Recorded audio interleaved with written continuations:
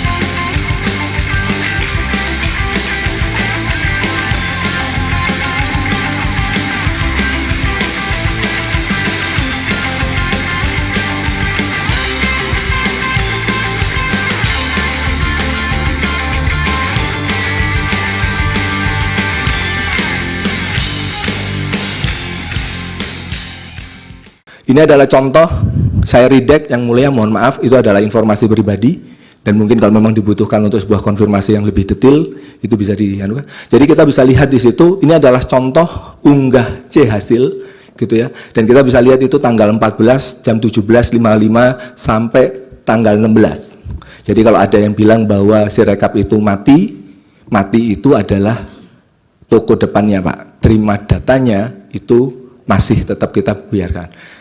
Oke, jadi kita harus lihat bahwa Sirekap itu ada orang store data, ada orang lihat data. Kita bisa saja mematikan untuk store data, untuk melihat data, karena apa? Karena lagi kejar-kejaran membersihkan data yang katanya kotor. Ya, bukan katanya, memang kotor yang harus dibersihkan sama teman-teman KPU. Next, ini unggah C hasil ini letaknya di luar di luar klaster Sirekap, gitu ya, sehingga kalau nanti naudzubillah Sirekap itu kehack, maka logstore itu berbeda klasternya dengan itu. Ini contohnya, kalau tadi terkait dengan orang ngirim, ini terkait dengan log kalau user itu melakukan perubahan. Ada catatannya, siapa melakukan apa, jadi berapa angkanya. Next.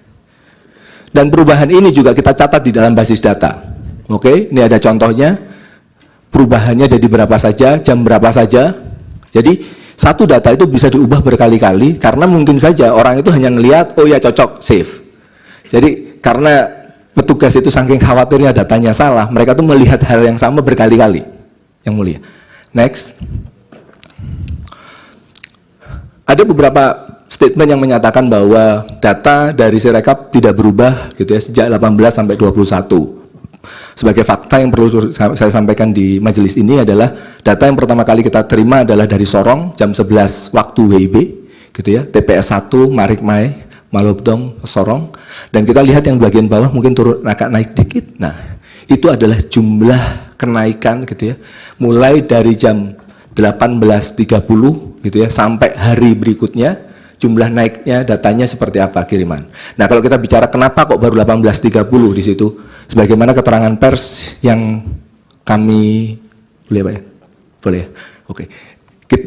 Kita dihantam DDoS sejak pagi dan baru kita bisa revive sampai 18.30 dan terpaksa harus punya banyak perjuangan dan kawan-kawan sampai akhirnya ada ya beberapa tuduhan-tuduhan kita menggunakan ini itu ya nggak apa-apa, yang penting 18.30 rekan-rekan itu bisa naik, kita bisa lihat naiknya itu signifikan, gitu ya, karena kita belajar ya apapun yang terjadi teman-teman dari daerah harus kita hargai sudah ngambil foto dan mereka harus bisa ngasukin data itu secepat mungkin, dan kita bisa lihat kebetulan gambarnya kayak segitiga ya peaknya seperti itu, antriannya begitu. Next. Dan nanti kita akan lihat selama waktu itu perubahan perolehan angka 1, 2, 3 itu akan loncat nanti ya, karena apa? Agak naik dikit Mas, balik lagi, sorry, sebelumnya. Karena apa? Biasanya yang masuk itu ordernya cuma 100-200 per menit, Lalu begitu kita beres dengan urusan DDoS, langsung naik datanya. Dan itu akan loncat nanti. Kita akan lihat di akhir ini ya. Next. Oh ya. Oke. DDoS yang masuk dalam satu hari itu di awal pemilihan itu sekitar 2 atau 3. Pada waktu akhir rekapitulasi kemarin kita tuh dapat DDoS itu selama seminggu kayak minum obat 3 kali sehari. Dan itu bukan hanya dari negara-negara yang kita biasa duga ya, sampai negara-negara Eropa pun, bukan berarti negara Eropanya ya, tapi origin dari trafficnya itu dari Eropa pun biasanya nggak melakukan itu melakukan. Ya tapi alhamdulillah ya Allah masih ngelindungin kita semua ya, masih lancar ya Pak ya, rekapitulasi ngecek-ngecek gambar-gambar itu ya. Oke, alhamdulillah. Majelis, ini lebih dari 10 menit tidak apa-apa? Tidak apa-apa. Oh ya, silakan. Tadi sudah disampaikan ini untuk 2 permohonan. Oh ya. Oke. Berikutnya ada data terkesan tidak berubah dengan menggunakan web archive seperti itu, data kotor dan kawan-kawan. Nah, memang perlu harus difahami adalah menggunakan web archive itu hanya melihat halaman depan saja. Kayak Bapak lihat gitu ya, ini kok tokonya sepi ya, tapi Bapak cuma lihat nih dari luar. Kok tokonya sama ya dari hari ke hari? Ya iyalah sama hari ke hari. Coba kamu masuk ke dalam tokonya, masuk ke halaman 2 dari Sirekap, halaman ketiga dari Sirekap, dan Sirekap itu mulai dari nasional sampai TPS, itu 5 level. Jangan lihat dari pintu depan doang. Dan kalau kita bisa lihat, di catatan saya, pada waktu kita membuka publikasi itu jam 17, itu ada 46.000 TPS. Ada 46.000 TPS, gitu ya, dan itu sekitar 5%. Artinya apa? Ya kalau hanya lihat dari pagar depannya, kalau ada TPS 1 masuk, itu persentase nggak akan berubah Pak. Kan kalau kita bicara ada 46.000, untuk merubah 1%, itu kan butuh sekitar 460 TPS masuk datanya, baru geser 1%. Jadi, dan kita bisa lihat, begitu makin banyak data masuk, persentase akan sulit bergerak, karena apa? Jumlah suaranya itu makin besar untuk menggeser persentase itu, seperti itu. Ya. Lalu kita bisa, jadi kita bisa lihat perubahan itu jam 11 sudah ada, tapi memang begini, walaupun data itu sudah masuk jam 11, kita tidak menayangkan hasil Pak. Kita hanya menayangkan hasil sampai jam 17. Itu bukan karena DDoS, karena strateginya adalah kita meletakkan beberapa tempat di tempat yang berbeda, gitu. Jadi, tapi kita bilang begini, dari pengalaman yang situng ya Pak ya, Pak Hasim, pada waktu kita publish 2 TPS, lalu muncul TPS pertama, itu hasil langsung goyang Pak. Muncul TPS keempat, hasil langsung goyang. Nanti kita kena lagi yang namanya, kok TPS, kok hasilnya Sirekap goyang-goyang lagi kayak hasilnya situng. Nah, oleh karena itu kita kumpulkan dulu, kalau sudah cukup besar, oke, kita buka. Dan itu putusannya adalah jam 17. Memang kita plan itu jam 18, tapi ternyata jam 17 sudah cukup. Terus terkait dengan DDoS itu terkontrol, jadi kita putuskan ya udah kita buka lebih awal, yaitu jam 17. Alhamdulillah. Next. Pilihan katanya harus kami, jangan kita, nanti hakim terlibat juga di situ. Oh, mohon maaf ya Pak. Nah, jadi ketika kami, mohon maaf Pak, di bahasa Inggris we soalnya berdua-duanya Pak, majelis yang mulia. Ketika kami melakukan plotting dari jumlah, perolehan masing-masing paslon per ini bukan per menit ya, per timestamp ya, kita bilang per time tick gitu ya. Kami bisa menunjukkan bahwa ada lonjakan itu mulai di sekitar jam 18 something, 18.30, 18.45. Nah itu ketika Pak DDoS tadi sudah tertangani, alhamdulillah kita bisa dapat pinjaman IP untuk karena IP kita sudah kompromis. Jadi kita mau pasang firewall, mau pasang apapun itu tetap digedor server kami. Gitu ya. Nah, tapi begitu sudah ditangani, kita bisa lihat lonjakannya sebenarnya kurang lebih trennya serupa gitu ya, tapi punya gradien yang berbeda. Jadi ada pertumbuhan terus sampai kita ambil plot, karena kemarin disampaikan di saksi ahli yang lain itu adalah sampai 2145, jadi kita plot sampai 2145. Gitu. Kita lihat sampai 2145 itu sebenarnya pertumbuhan perolehan suara dari masing-masing paslon itu seperti apa. Jadi adalah pertumbuhan itu seperti itu. Oke, next. Dan kalau kita bicara terkait dengan pertumbuhannya, kita bisa lihat punya tren yang kurang lebih sama, gitu ya. Dan memang ada pergerakan, saya nggak mau mengomentari angkanya seperti apa, tapi kita bicara ada pergerakan, gitu, bisa membesar, bisa mengecil, namanya juga prosentase, gitu ya, karena tergantung dari pembaginya seperti itu. Dan kita bisa lihat gitu ya, tadi jam 17.01 yang kita buka itu ada sekitar ya tadi 46 gitu ya, dari 46.000 ada 3 juta suara yang sudah masuk seperti itu. Dan persentase ya tumbuh secara kecil karena jumlah suaranya udah relatif besar. Next.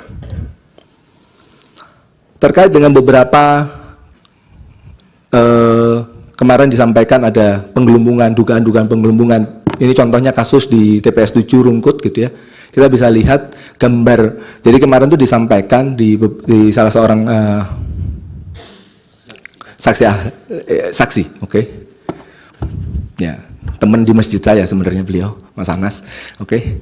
Jadi 159 itu ketika kita lihat gambarnya, jadi yang mulai bisa lihat sendiri itu ada linknya. C hasilnya seperti apa? Memang benar C hasilnya adalah 159. Jadi ketika dikoreksi di rekapitulasi ya memang seharusnya seperti itu kan. Karena C hasilnya memang bilang 159, tapi pada waktu datanya dimasukkan masih 59, tapi pada waktu di D-nya itu ada lampiran D hasilnya itu sudah dikoreksi jadi balik lagi 159.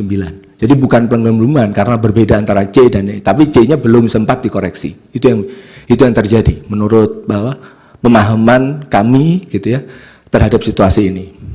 Next.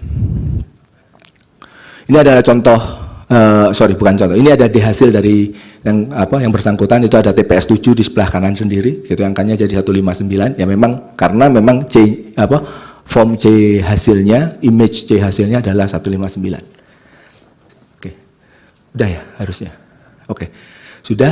Cukup ya? Masih kuat berdiri? Masih. Ya, ini sesi tanya jawab. Dimulai dari termohon.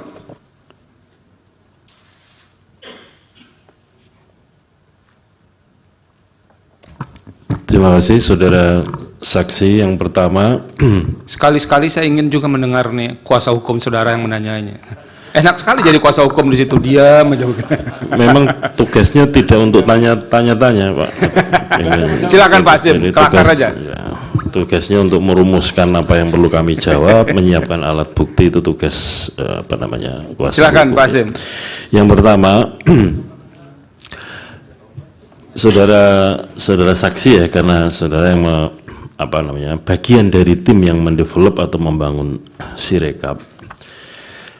Yang pertama tolong dijelaskan karena saudara juga terlibat di dalam developer atau pembangunan untuk Situng 2019 ya. Saya kira penting untuk disampaikan perbedaannya antara Situng dan Sirekap. Kemudian yang kedua, kalau disebut katakanlah kehandalan atau keunggulan Sirekap dibanding dengan Situng ataupun dibanding dengan Sirekap yang pertama kali kita gunakan untuk Pilkada 2020, itu juga yang mendevelop adalah teman-teman dari tim ITB. Kemudian yang ketiga, karena saudara saksi yang dihadirkan ini salah satu keahliannya itu soal security ya. Bentar saya baca aja supaya saya nggak salah. Keahliannya adalah di bidang software system security. Tolong dijelaskan sekali lagi sekiranya tadi mungkin belum jelas atau perlu pendalaman tentang bagaimana developer atau pengembang Sirekap ini membangun sistem keamanan Sirekap supaya tidak sebagaimana yang menjadi tuduhan, misalkan mudah dijebol dan kemudian tuduhan tentang ini sebetulnya kalau ada kesalahan itu kesalahan baca by system ya, OCR-nya, atau memang ada orang di balik itu yang menukangi dalam tanda kutip memunculkan angka-angka yang aneh. Kemudian yang terakhir, di dalam beberapa durasi waktu tertentu, saya kira saudara saksi juga mengikuti, ketika pertama kali dipublish atau diunggah, itu di tanggal 14 Februari 2024 atau hari H pemungutan suara pada jam tertentu, nanti saudara saksi perlu tekankan lagi, karena kemarin walaupun tadi di presentasi sudah ada, tapi penting untuk ditekankan lagi, karena kemarin ada saksi yang menyatakan pertama kali diunggah itu jam sekian. Nah, penting untuk disampaikan pada kurun waktu tertentu, begitu tanggal 15 itu kan kami press release ya atau konferensi pers yang menyatakan bahwa terdapat kesalahan pada sekian ribu TPS, kalau nggak salah 2.234, nanti bisa kita cek di siaran pers KPU, itu untuk menunjukkan bahwa by system sesungguhnya begitu ada angka yang dianggap anomali, itu by system langsung mengenali, sebagaimana tadi saksi menyampaikan, tapi penting untuk diulang lagi atau ditekankan lagi. Misalkan begini, yang waktu itu ramai sekali untuk pemilu presiden, di satu TPS di Kabupaten mana di Pesawaran Lampung itu ada satu TPS perolehan suara masing-masing calon angkanya juta. Itu kan dalam konteks ini sudah tidak masuk akal atau anomali karena jumlah pemilihnya saja maksimal 300. Belum nanti kalau kita cek pemilih real yang terdaftar atau yang hadir di TPS tersebut. Maksud saya tolong dijelaskan bahwa by system apa istilahnya bawaannya lah ya, bawaan orok si Sirekap ini bahwa kalau ada yang anomali itu by system sudah mengenali dan kemudian ada upaya untuk melakukan koreksi. Dan yang terakhir, banyak istilah digunakan oleh berbagai pihak termasuk disampaikan di sini baik ahli maupun saksi kemarin itu menyebut Sirekap ditutup. Ini sebetulnya ditutup atau tidak?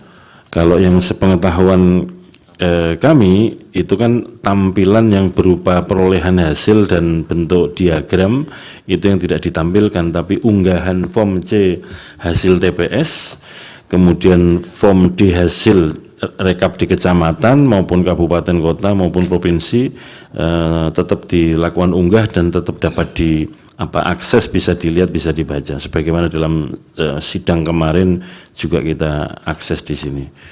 Saya kira itu saudara saksi. Terima kasih. Terima kasih Pak Hasim.